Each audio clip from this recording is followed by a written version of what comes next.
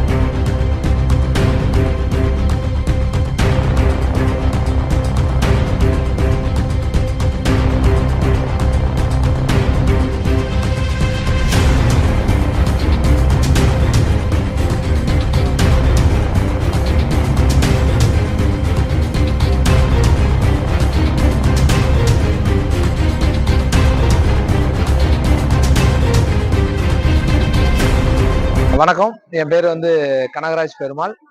நான் இந்த ஐயாசாமி பள்ளிக்கூடத்தோட முன்னாள் மாணவர். ஸோ இந்த பள்ளிக்கூடம் நான் ஒரு 20 வருஷத்துக்கு முன்னாடி இங்கே நான் படித்தேன். 1ஆம் கிளாஸ்லேருந்து 8ஆம் கிளாஸ் வரைக்கும் நான் படித்தேன்.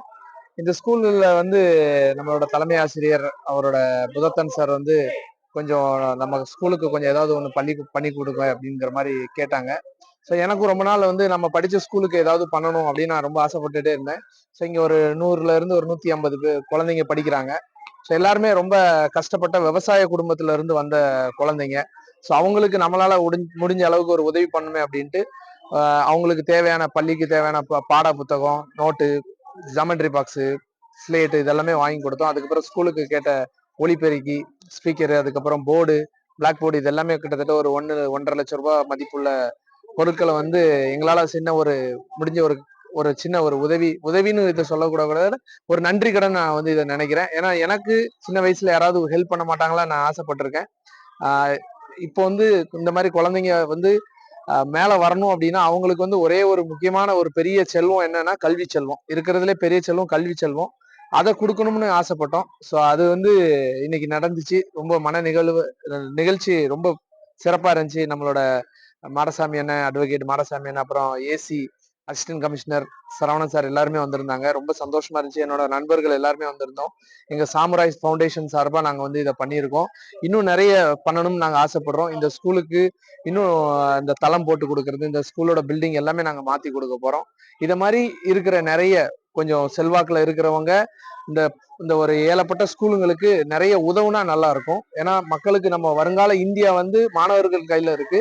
அந்த மாணவர்கள் கையில நம்ம வந்து இந்த செல்வத்தை நல்லபடியா சேர்த்தோம் அப்படின்னா அவங்க வருங்கால இந்தியாவை ஒரு நல்ல வல்லரசு நாடா மாத்துவாங்க அப்படின்னு நான் நம்புறோம்.